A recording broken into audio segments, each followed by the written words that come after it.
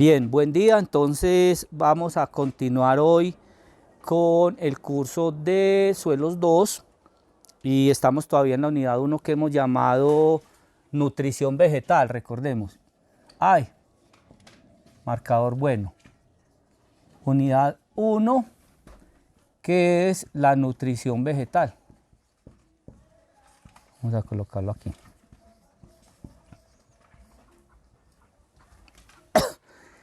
Recordemos que estamos estudiando esta nutrición vegetal que la vamos a diferenciar de la unidad 2, que es fertilización, porque para poder fertilizar, que es cómo aportar los nutrientes, debemos entender qué necesita la planta o cómo funcionan los nutrientes en la planta, ¿cierto?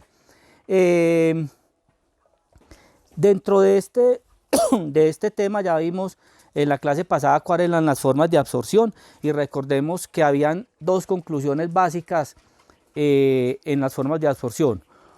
Uno, que para que un elemento sea absorbido vía raíz debe estar de forma inorgánica, y dijimos que forma inorgánica es en ausencia de cadenas carbonadas y que debe estar cargado eléctricamente.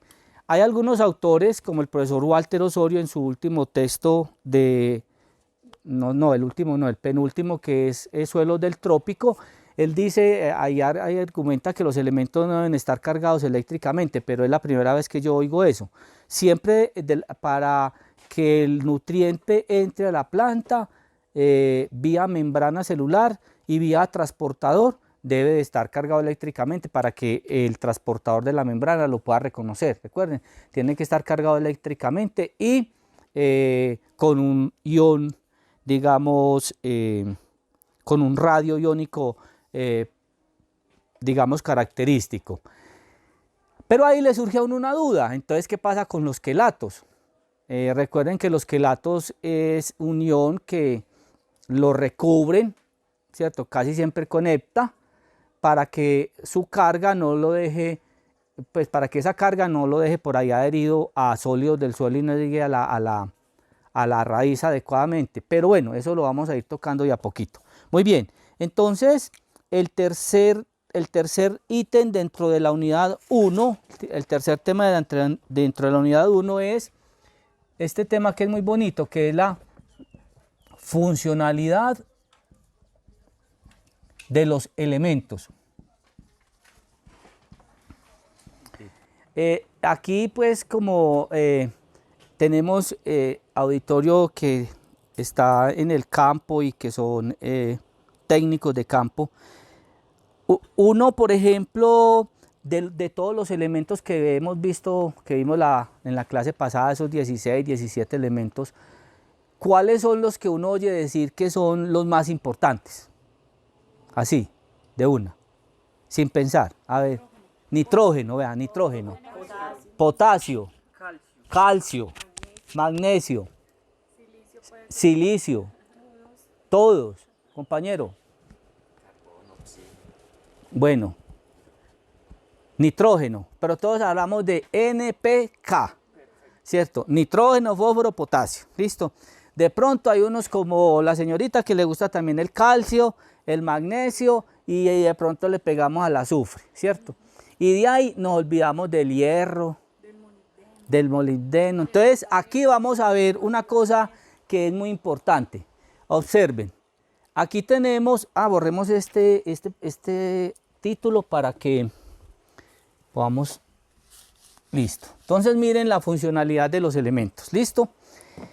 Que esto después va a originar varias clasificaciones, pero miren esto, por ejemplo. Aquí están 1, 2, 3, 4, 5, 6, 7, 8, 9, 10, 11, 12 y 13 elementos, ¿correcto? Que son indispensables para funciones metabólicas de la planta, ¿cierto? Entonces, claro, a todos nos han enseñado NPK, bueno, pero observen algo.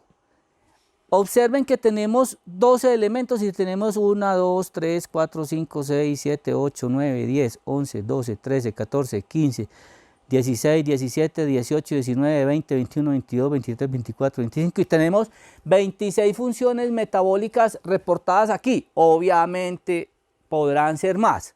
¿Listo? Y si ustedes analizan cuál es el elemento que participa en más funciones metabólicas, échenle en una ojeadita. Entonces, el zinc. ¿Y quién tiene el zinc en la cabeza? Pues tiene que ser como en momentos muy específicos. Pues tiene que ser que uno llegue allá y ya la planta esté pues sacando el letrerito de zinc y una cosa así, todo ese cuento. Pero uno el zinc en la cabeza no lo tiene, nunca lo tiene, ¿cierto? Entonces, esta diapositivas, esta exposición se las paso para que la tengan en sus archivos. Entonces, miren, entonces busquemos el nitrógeno, vea. Bueno, el zinc participa en 12 funciones metabólicas conocidas, ¿cierto? Porque no quiere decir que no participen más o algo así, no las hemos estudiado, pero participa en 12 funciones conocidas, ¿correcto? Y vamos a mirar, por ejemplo, el potasio, vea. Mire, el potasio, digamos que sí es muy importante, pero bueno, no es... Miremos otro, mire, el fósforo, vea. El fósforo que lo tenemos nosotros como uno de las estrellas, pues sí es estrella, ¿cierto? Pero no es así como tan discotequero como este zinc. Es que este zinc es, vea, 12 funciones. Mire, ¿quién lo tiene en la mente como calidad de la cosecha? No, eso nunca. Nosotros para la calidad de la cosecha le metemos el boro, que el potasio, que el fósforo, pero miren, ¿cierto? Y aquí observen también que casi todos los que después miraremos en una clasificación que los hemos denominado elementos menores o secundarios, o oligoelementos o microelementos, son de los que más participan en casi todas las funciones, ¿cierto? Miren. Observemos, por ejemplo, una bien importante, la síntesis de clorofila. ¿Ya? ¿Por qué es importante, muchachos? Sería la síntesis de clorofila muy importante. Recuerden que pues, la clorofila es la molécula que capta pues, los fotones y el rayo solar y todo ese cuento, y es la encargada de hacer la fotosíntesis y todo ese cuento. Entonces, miren el zinc metido allí. ¿Por qué el magnesio? Recordemos que el magnesio es el átomo central de la molécula de clorofila, Entonces este cuadrito es muy interesante porque, bueno, ahí lo va ubicando a uno y le dice, bueno, ojo pues que NPK los hemos tenido en la cabeza como los más importantes, pero observemos que hay elementos como el zinc, elementos como el boro, miren, este boro es muy importante. Miremos, por ejemplo, la respiración o el agua, el manejo del agua. Por aquí había. Regulador del agua. Mire que el regulador del agua, ¿quién está? Vea, el zinc y el potasio. ¿Ya? Ahorita que vamos a ver una clasificación de elementos, si son funcionales o estructurales, vamos a ver que unos de estos elementos los vamos a encontrar en moléculas dentro de la planta, pero otras haciendo funciones, ¿ya? Entonces, mire por ejemplo la regulación del agua. Recuerden que este potasio está involucrado en la apertura y cierre de estomas, las bombas de potasio en el estoma, ¿ya? Y a uno le habían hablado del sodio, pero mire por ejemplo aquí no tenemos el sodio, ya que también está involucrado allí. Y obviamente el zinc, vea, es que el zinc definitivamente es un elemento estrella y nosotros poco lo tenemos en cuenta. Y hay una cosa importante aquí que mirar, muchachos, es, por ejemplo, el metabolismo del nitrógeno, porque vea, hay veces, como veíamos, que uno llega y en síntomas visuales, que vamos a verlo ahorita, observa una deficiencia, por ejemplo, de nitrógeno, ¿ya? O de calcio, o una deficiencia de magnesio, pero coge el resultado del análisis de suelos y resulta que no, que no es que haya, que usted mira y hay unos niveles adecuados del elemento que está presentando la deficiencia en la planta. Y dice uno, pero bueno, ¿cómo así? ¿Cierto? Si hay suficiente calcio, nitrógeno en el suelo, ¿por qué la planta me está presentando esa deficiencia? Y miremos aquí, por ejemplo, en el metabolismo del nitrógeno. Lo había visto aquí. Vea, metabolismo del nitrógeno. ¿Quién está involucrado? Entonces, si yo tengo una deficiencia, por ejemplo, de zinc o de boro, de molibdeno, ¿esto es cuál? Cobalto, ¿no? Cobalto, imagínese, vea, ¿quién tiene el cobalto en la mente? Nadie tiene el cobalto en la mente, ¿cierto? Entonces, miren, por ejemplo, entonces si nos puede generar una deficiencia de nitrógeno, se me volvió a perder. Aquí, metabolismo del nitrógeno. Nos puede generar una deficiencia de nitrógeno, la ausencia de zinc, la ausencia de molibdeno, la ausencia de cobalto y la ausencia de azufre, y puede generar una deficiencia. Entonces hay unos elementos que por sí solos presentan una deficiencia, pero hay otros que no, por otro elemento, digamos, la ausencia de otro elemento genera esa deficiencia. Miremos, por ejemplo, en este síntesis de clorofila, a ver que yo quiero mirar uno, carbohidratos, aceites, vitaminas, este hierro. ¿Dónde está el hierro? Aquí. Mire, vea, este elemento que es tan importante, que es el hierro, este es un elemento involucrado en las reacciones redox. Acuérdense que el hierro es +2 o +3.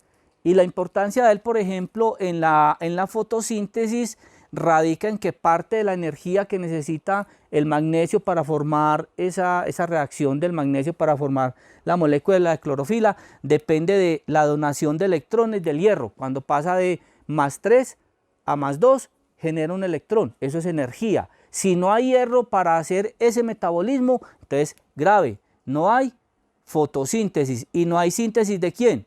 Bueno, si no hay síntesis de la molécula de clorofila, no hay síntesis, no hay fotosíntesis, ¿cierto? Entonces ahí vamos disminuyendo toda la productividad. Entonces este cuadrito, para que lo estudiemos bien, para que lo tengamos en cuenta, excelente uno poder ir creciendo, ¿cierto? Aquí no está el sodio, por ejemplo, no está el cobre, sí está, velo por aquí.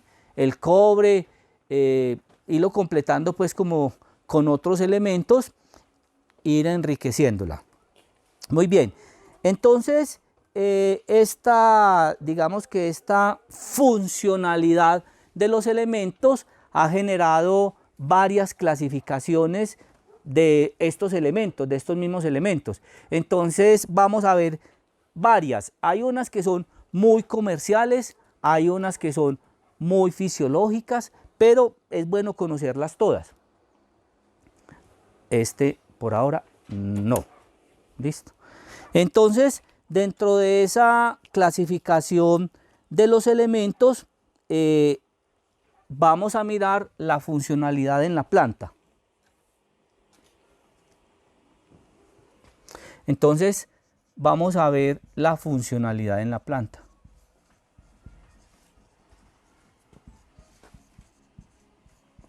Y dentro de la funcionalidad en la planta, entonces ahí es cuando surge la clasificación de unos elementos que son estructurales y unos elementos que son funcionales. Bueno, y hay unos que también pueden ser mixtos, cumplen ambas funciones. ¿Qué es lo importante de esto? Que es lo que vamos a ver aquí de la clasificación de los elementos es porque esto nos va a ayudar para definir o para encontrar características de deficiencias nutricionales en campo, ¿cierto? Entonces, cuando un elemento estructural y cuando es un elemento funcional es porque, hombre, es más fácil uno encontrar una deficiencia de un nutriente si es estructural que si es funcional. Y vamos a ver por qué. ¿Listo? Entonces, dentro de estos elementos estructurales, entonces es porque hacen parte de una molécula o de una estructura dentro de la planta. Y son pues fácilmente detectables. Por ejemplo, el nitrógeno hace parte de los aminoácidos. Y los aminoácidos son una molécula, ¿cierto? Son una estructura dentro de la planta, ¿cierto? El fósforo, ¿quién recuerda el fósforo? ¿De qué hace parte? De los ATPs y de los ADPs, ¿cierto? Esto es la energía de la planta. Cuando estemos, todos nos han inculcado desde chiquitos que ¿para qué sirve el fósforo? ¿Cuál es la funcionalidad del fósforo? Que para formar raíces, ¿cierto? Por ahí les voy a pasar un artículo que hicimos, una investigación que hicimos sobre curvas de absorción en tomillo, y nos dimos cuenta cómo el fósforo no tiene que ver en la formación, en la formación de raíces, ¿cierto? Entonces uno dice, pero ¿cómo así? Venga a ver, porque esa es una de las clases que vamos a ver nuevas y es cómo nos debemos de acercar nosotros a una verdadera nutrición, ¿cierto? Porque no sabemos realmente la planta cuánto consume, si lo que consume es lo que realmente está disponible o no consumió más porque no había. Entonces eso vamos a ver las curvas de absorción de nutrientes para saber exactamente qué es lo que requiere cada planta, cómo se construye una curva de absorción. Y ahí nos dimos cuenta que realmente el fósforo se requiere durante todo el ciclo de la planta y no como uno pensaría que al principio. Entonces uno siempre receta fósforo al principio, nitrógeno, potasio para la floración. Y bueno, pero venga, miremos bien si eso sí es lo que realmente lo más adecuado, ¿cierto?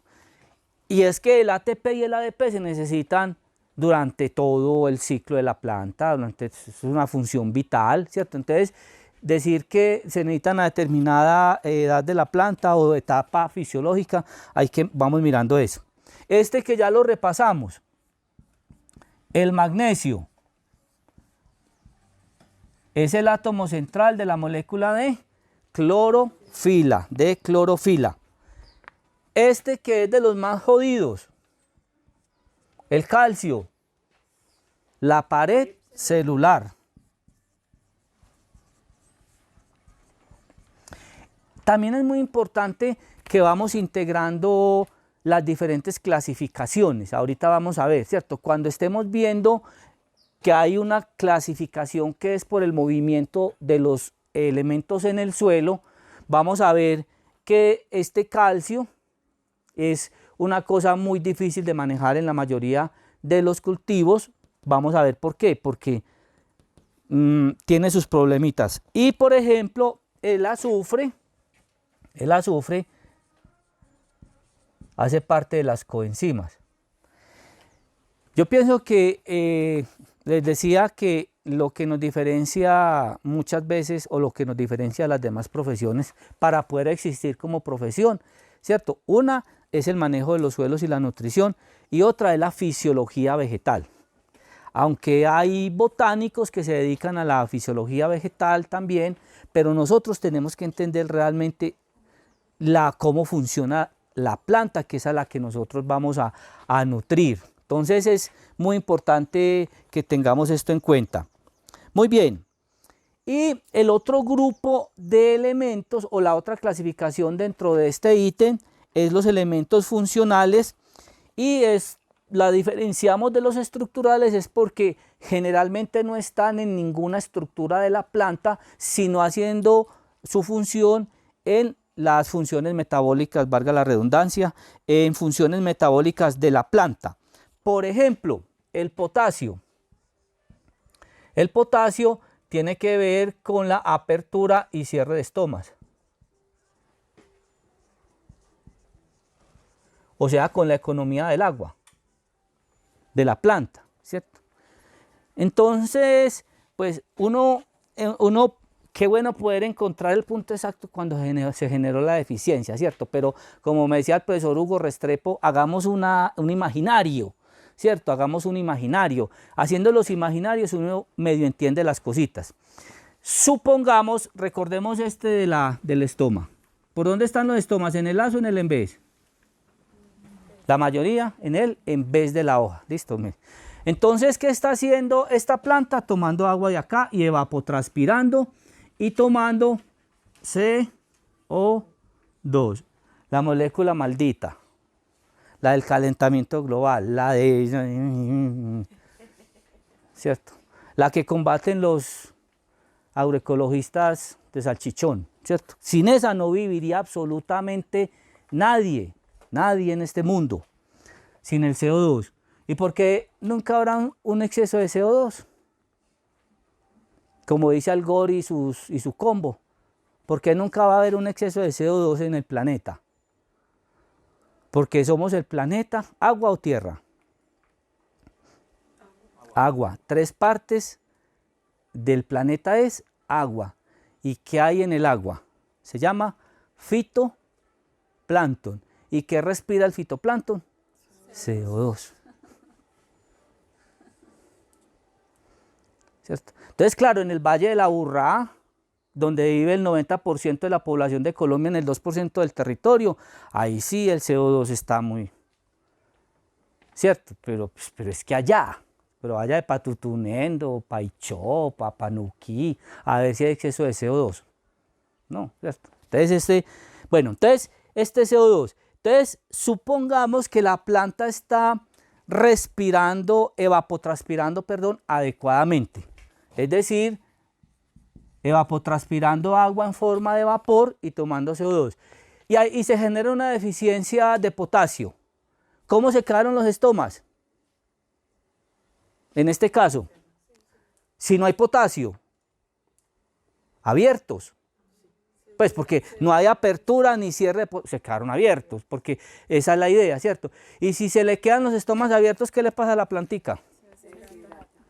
Chao, pescado. Pero vamos al otro. Hay una deficiencia de potasio y se quedan cerrados los estomas. ¿Qué pasa allí? No hay evapotranspiración, no hay CO2 para después la planta coja y rompa esta molécula, rompa la molécula del agua y forme los carbohidratos. Entonces se paró la producción, ¿cierto? ¿Por qué no hay? Entonces por eso uno dice, bueno, ¿y cuál es lo más importante? ¿Los estructurales, los fundamentales? No podemos hacer esa clasificación de importancia. Tenemos es que entender el funcionamiento, decir, va. Entonces, claro, hay muchos de estos elementos que generan una sintomatología visual, ¿cierto? Y esos son, digamos, fáciles de identificar, pero hay elementos que a usted no le generan o una deficiencia, digamos, un síntoma que usted pueda tener claro. Entonces ahí es donde se va complicando el asunto. Entonces este es un ejemplo de la importancia que tienen los elementos funcionales. Otro que es muy clásico es el hierro, como les decía, en las funciones redox. Todos los elementos que tienen dos electrones o dos números de oxidación o dos valencias son elementos redox. El hierro, cuando pasa de +3 a +2, de +2, ¿cierto? Genera ese movimiento de electrones y esos electrones son partes de los que utilizan para las funciones metabólicas. Muy bien. Hay unos que son mixtos, hay elementos que pueden ser mixtos. Por ejemplo, uno que es mixto es el magnesio. ¿Listo? Entonces, mire, el magnesio está involucrado como el átomo central de la molécula de clorofila, pero también el magnesio está aquí involucrado en la síntesis de proteínas.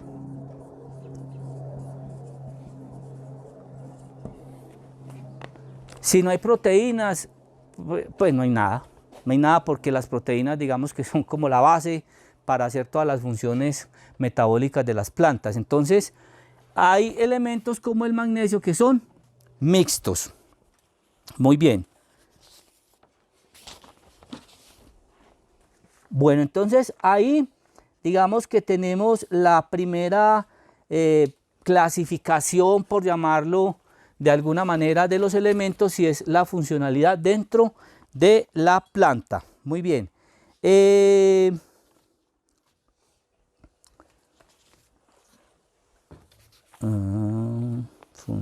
Listo. Bueno,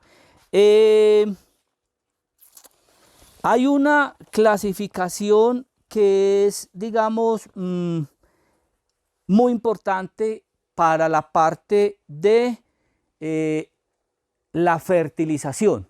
Esto es muy importante para saber qué le vamos a suministrar, cuándo le podemos suministrar, pero hay una clasificación que es muy importante, que casi nunca la tocamos en los cursos regulares, que tiene que ver con el movimiento en el suelo. ¿De quién? De los elementos. Movimiento en el suelo de los elementos. ¿O no? Antes de este, me parece importante, entonces mejor hablar del movimiento en la planta. Eso, primero hablemos en la planta y después nos vamos para el suelo. Listo, entonces hablemos del movimiento de estos elementos en la planta. Comerciales, ya salimos de los comerciales. Bueno, muy bien. Vamos a hablar entonces de una clasificación que para mí es, como diría Natalia París, supremamente muy importante, que es de la vida de Natalia, hombre. Se perdió, ya no es tan famosa, ¿o qué? Ella es DJ. DJ. ¿En serio? Uy, no, como una boletica, hombre, para ir. Bueno, y es orgánica, de más que es orgánica, de más que es orgánica. Bueno, listo. Que entonces la otra clasificación es la del movimiento en la planta. Y aquí es donde se genera una herramienta muy importante para nosotros en campo. ¿Listo? Y vamos a hablar de los elementos que son móviles para diferenciarlo de los elementos que son inmóviles. ¿En dónde? En la planta. Digamos que no los llamemos inmóviles, llamémoslos, ¿qué? Poco móviles más bien. Bueno, esto es muy importante por lo siguiente, vea. Vamos a hacer aquí una plantica.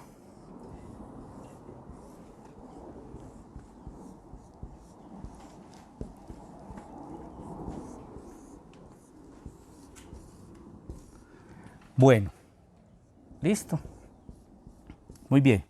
Entonces, como lo importante de conocer esta clasificación es hacer una identificación, que se nos vuelva una herramienta para nosotros en campo, ¿cierto? Y no aprendiéndola per se, sino ¿cuál es la pregunta? ¿Eso para qué sirve cuando yo sea grande? Bueno, yo cuando esté en el campo, ¿qué hago con eso? Pues, porque nosotros somos una ciencia aplicada. Todo tiene que tener, poderse replicar y que sirva. Voy a poner esto aquí. Vamos a poner otra, más bien una hojita aquí, otra por aquí, una hojita por aquí, otra por aquí. Muy bien, bueno. Entonces, la clasificación de estos elementos frente a su movilidad dentro de la planta tiene la siguiente importancia. Bueno, vamos a hacer el ejemplo de un elemento que sea móvil. Por ejemplo, el nitrógeno, que es muy móvil en la planta. ¿Listo? Entonces, vamos a tener un suministro adecuado de nitrógeno. El nitrógeno del normal. ¿Listo? Como es móvil, ¿hacia dónde se dirige? llega hasta, como decía un muchacho, los lugares más recónditos de la planta, ¿cierto? Entonces, como es tan móvil, arranca y es capaz de llegar a los sitios apicales muy fácilmente, muy fácilmente. Pero llega el momento en que se cortó el nitrógeno y ¿quiénes se quedaron sin el elemento?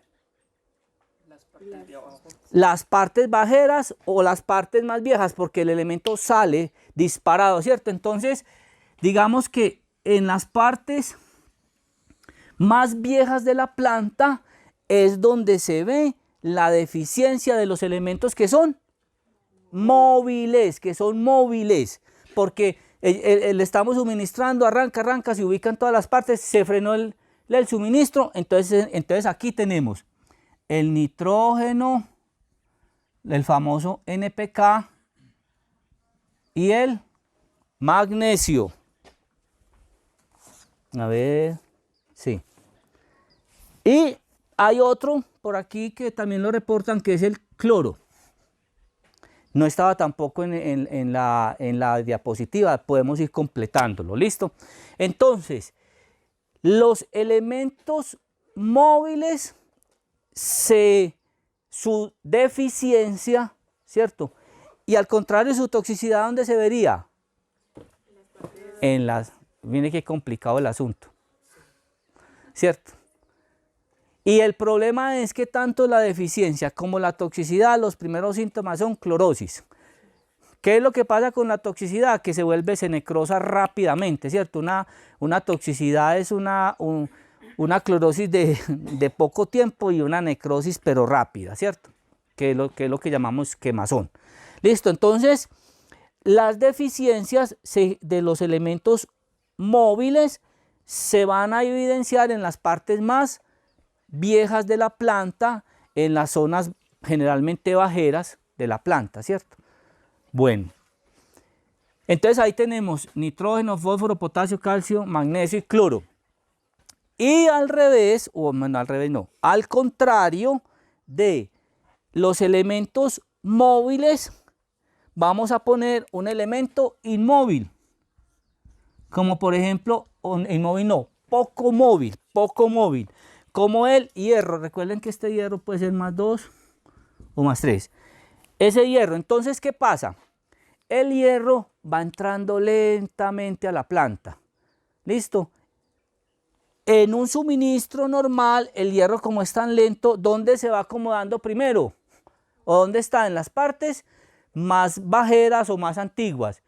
Si se corta el suministro de un elemento poco móvil, ¿quiénes se quedan sin el elemento? Los primordios foliares, los rebrotes, las partes más nuevas de la planta. O sea que todos los elementos, las deficiencias de los elementos inmóviles, entonces la vamos a encontrar en las zonas apicales o más nuevas de la planta. ¿Y quiénes son esos? Vea, los elementos que en alguna parte los clasifican como elementos menores, ¿cierto? De ahí pues que que casi todos estos, ¿cuál es en la parte comercial, cuál es la característica que tienen estos todos? Que casi todos los aplicamos ya en forma de quelatos, ¿Tendrá que ver algo con eso? Posiblemente, ¿cierto? ¿Cuál es otra clasificación que vamos a ver? Bueno, ahorita la vemos. Entonces, listo. Entonces, miren, los móviles, su deficiencia se genera en las hojas más antiguas, que en algunas partes, como en las liliópsides, que son por ejemplo, el maíz, siempre coincide con las hojas bajeras, ¿cierto? En árboles ya grandes, muy adultos, puede ser todo el centro y la parte bajera. Y los inmóviles o poco móviles en las zonas apicales. ¿Listo? Muy bien. Esa es otra de las clasificaciones que tenemos en plantas, de los elementos para las plantas. Vamos a hacer toda la clasificación y luego miramos en el suelo. Luego tenemos, por la cantidad ¿Absorbida o absorbida? A ver. ¿Con B o con D? ¿Con B o con D? ¿Con B? ¿Y cuándo es con D?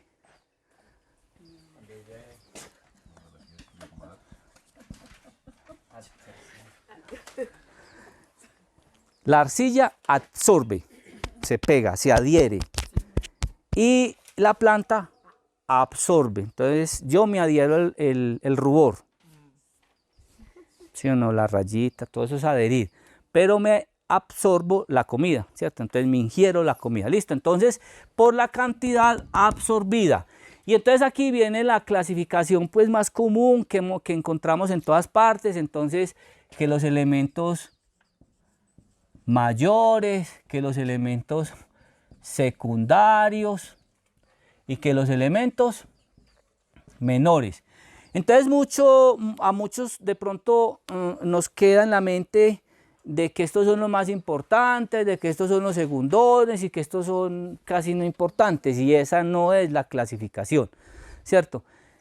Mayores quiere decir que son los que más absorbe la planta. ¿Y por qué son los que más? ¿Cómo se dan cuenta de eso? Porque hay una tablita, la podemos enfocar. Dígame hasta dónde. Esta tablita que también la encuentran en muchos textos. Esta, por ejemplo, es de Salisbury Ross del 2001. En esta tablita están los contenidos en los tejidos vegetales de cada uno de los elementos. Entonces, entre más elemento tenga en el tejido es porque absorbe mayor cantidad. No es de mayor importancia, ¿correcto? Muy bien.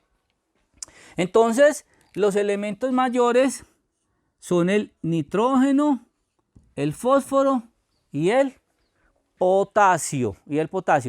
Hay algunos que meten ahí también al calcio y el magnesio. Es decir, hay algunos textos que han eliminado estos secundarios, ¿cierto? Pero en la clasificación, digamos, clásica, pues, es mayores NPK, secundarios según el calcio, el magnesio y el azufre. Y entonces uno, por ejemplo, dice, hombre, ¿y por qué nadie le para bolas para el azufre? Yo no veo que nadie recomiende azufre. Es que no, échale a eso azufre. No obstante, nadie tiene muchas deficiencias de azufre, ¿cierto? Y los que son aquí comerciales se van a dar cuenta que es que muchos de los fertilizantes traen azufre. Entonces, por ejemplo, si alcanzamos a ver por allá al final cómo preparar una solución nutritiva en partes por millón para fertirriego, por ejemplo, que es una cosa que necesitamos saber muy adecuadamente y que hemos ido puliendo pues ahora en este nuevo rol de asistencia técnica, nos tocó aprender cómo preparar una solución nutritiva. Entonces uno empieza a preparar todas las soluciones nutritivas y llama a una casa comercial, no voy a decir cuál. Vea, entonces después de que lo pasan a uno como por 7 oficinas, le preguntan, venga, ¿y es que cuánto azufre tiene eso?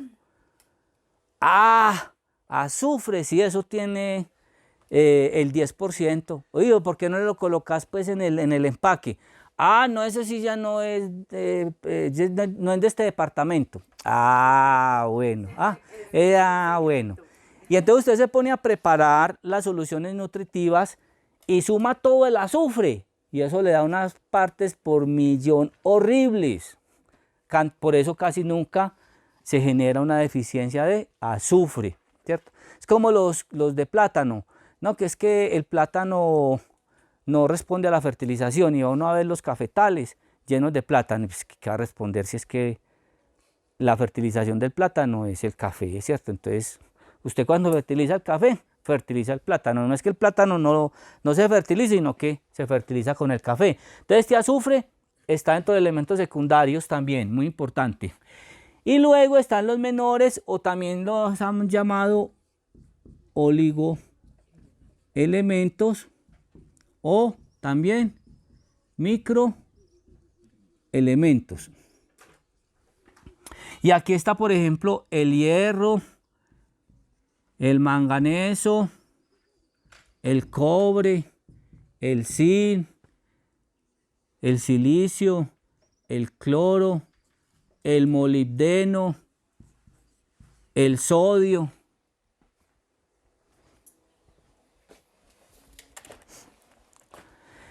Yo no sé en la corriente pues del... Ah, bueno, yo les hago esta pregunta. ¿Por qué no hay un fertilizante? No, pero sí los hay.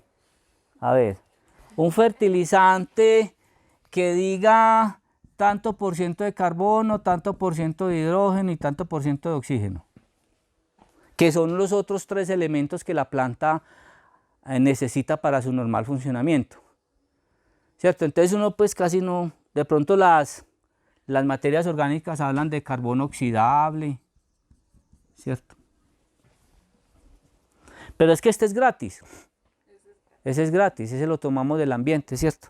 Bueno, entonces los elementos mayores, secundarios, menores. Esta clasificación es respecto a la cantidad que se absorbe, ¿cierto? O sea, esta es mayor que esta y esta es mayor que esta. Pero no es la importancia, ¿cierto? Y ustedes que son técnicos de campo podrán corroborar esto, pero a mí me parece que es más difícil corregir una deficiencia por elementos menores que corregir una deficiencia de NPK, de calcio. Bueno, el calcio es que el calcio es sui generis. Este calcio sí es una cosa, este es mucho maldingo, ¿no? Este calcio es una cosa muy complicada. Pero sirve para todo, pues el calcio está... Entonces, es más complicado, primero, encontrar la deficiencia, ¿cierto? Y segundo, corregirla.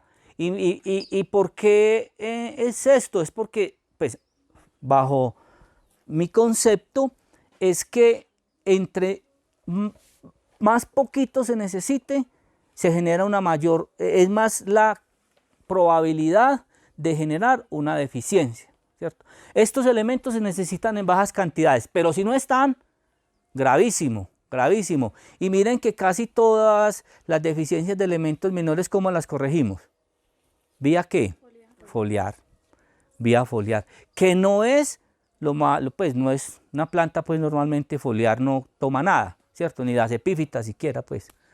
Entonces, mire que los elementos menores son muy complicados porque se necesitan en bajas cantidades y se generan deficiencias muy rápidamente. Y de hecho recuerden que todos estos casi siempre los aplicamos de forma quelatada. Vamos a ver después por qué.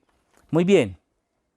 Bueno, todas estas clasificaciones vamos a completarlas con una que es también muy importante, que es el movimiento en el suelo. Este movimiento en el suelo es muy clave para la forma en que vamos a fertilizar, ¿cierto? Quizás los otros para las cantidades, pero este para las formas en que vamos a fertilizar, ¿correcto?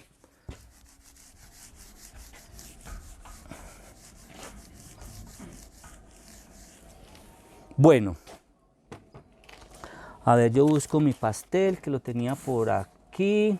Ah, bueno, ya creo que aquí hay, yo una cosa.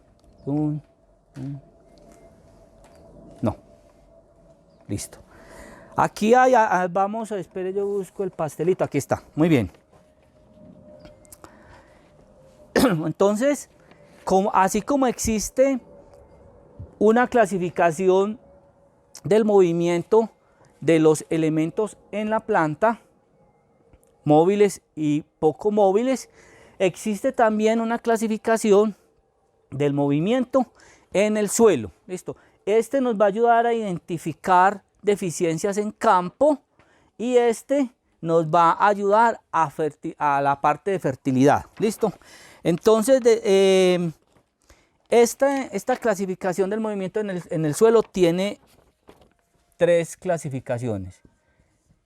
El elemento se mueve por difusión, el movimiento, el elemento se mueve por flujo de masas, o hay una interceptación radical.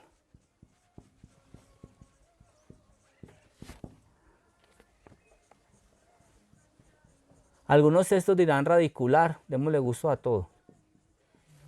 ¿Cierto? Listo, muy bien. Esto es, reitero, una clasificación muy importante para la forma de fertilizar. Y también nos sirve para sacar conclusiones cuando tengamos análisis de suelos. Entonces, ¿qué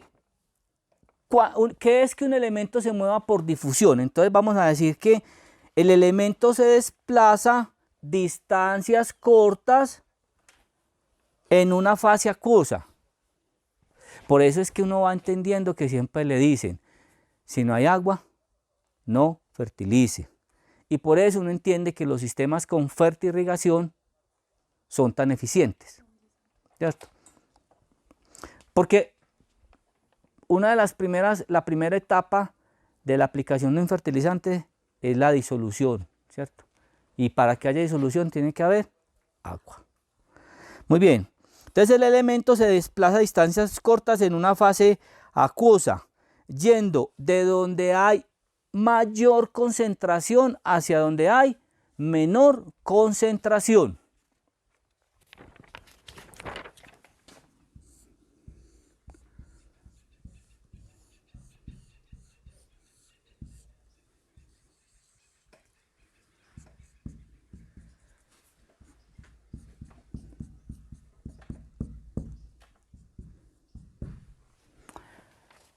Entonces, por difusión, los elementos se mueven del sistema AB o de B a A. De A a B, en este sentido se mueve, ¿cierto? Elementos que se mueven por difusión, ¿cierto? ¿Eso qué quiere decir? Que, hombre, si uno tiene, por ejemplo, un elemento como el nitrógeno, por ejemplo, listo, entonces no es tan importante localizar el nutriente en un punto específico, sino garantizar ¿qué? Agua. Y por eso mire que esa urea uno la tira, ¿cierto? Así como boleada. Y eso llega a la planta, ¿cierto? Pero si hay agua, si hay una fase acuosa. Y generalmente, porque yo puedo tener una planta, ¿cierto? Aquí, sus raíces, ¿ya? Y yo puedo tener una fase acuosa aquí alrededor de la raíz, ¿ya? Y yo puedo aplicar el fertilizante y aumentar las cargas aquí. Y con toda seguridad, sí, la concentración de estas cargas, que son sales, ¿cierto?, alrededor del pelo absorbente es menor, habrá un flujo de masas, Si no, si la concentración alrededor de la raíz es igual a la de la fase acuosa, no hay movimiento, ¿cierto? Por eso es que no, que encontremos el equilibrio, que el nirvana, no, eso es la muerte, ¿cierto? Esto se mueve porque hay desequilibrio, pues uno allá buscando el equilibrio, la muerte, ¿cierto? Tiene que haber diferencia para que se muevan. Muy bien. Vamos a mirar la interceptación radical. Esta es la que menos entiendo, ¿cierto? Y yo no sé si es la que debería salir o no es que es cierto, porque dice que la interceptación radical es que las raíces interceptan los iones al crecer en la zona donde están los nutrientes en la solución del suelo. Pues eso es normal. Pues eso ni siquiera debía de ser una clasificación. Existe, pero claro, es que si la raíz va buscando y encuentra un ion y lo necesita, lo incorpora, ¿cierto? No le pongo como mucho cuidado, pero esta que viene sí. Esta de flujo de masas sí es muy importante. Entonces, este flujo de masas, vamos a colocarlo acá. Este flujo de masas, consiste en el movimiento de un elemento, obviamente en la fase acuosa. ¿Cómo es que se llama la fase acuosa del suelo? La solución del suelo.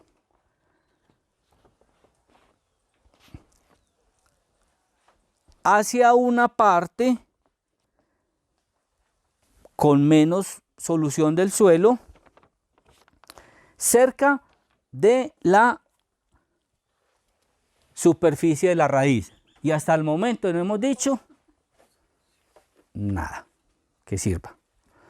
¿Sí o no? Este flujo de masas depende, aquí es donde viene lo importante, aquí es donde vamos a entender por qué las producciones bajo cubiertas plásticas son tan altas versus las producciones en fuera, además pues de las enfermedades.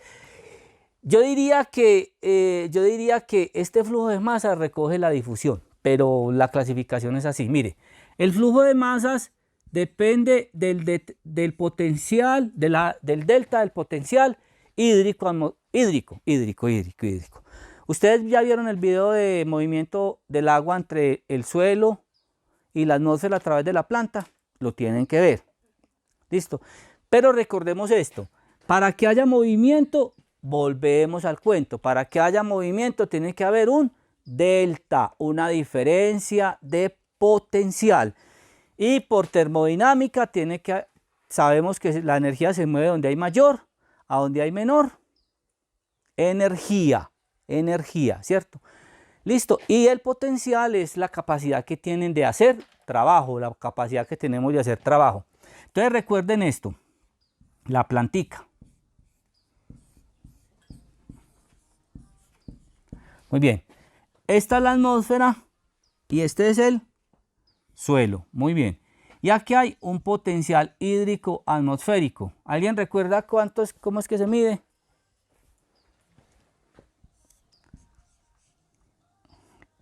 La constante universal de los gases por la temperatura en grados Kelvin sobre el volumen molar del agua. ¿Y cómo se mide el potencial hídrico en el suelo? Básicamente es por el potencial. No están viendo los videos. ¿Cuáles potenciales hay en el suelo? Osmótico lo despreciamos. Gravitacional lo despreciamos. ¿Cuál nos va quedando? Potencial matricial, que depende de la carga de las arcillas. Ahí sí las arcillas absorben o adhieren las moléculas de agua en este caso. Muy bien. El diferencial de estos potenciales es el que me hace que haya flujo de masas, ¿cierto? Por eso es que nosotros necesitamos optimizar la producción con una atmósfera que cálida y seca, y un suelo a capacidad de campo. A capacidad de campo. Que se logra, recuerden esto, que se logra entre menos 0.1 y menos 0.3 atmósferas de presión o PSI. Para eso necesitamos, ¿quién? El tensiómetro. Entonces uno va a los cultivos y ¿dónde están todos los tensiómetros? Allá bien guardaditos. Que no me vaya a ensuciar no me le vaya a ensuciar la porcelana. Que vea que se la acabe de limpiar.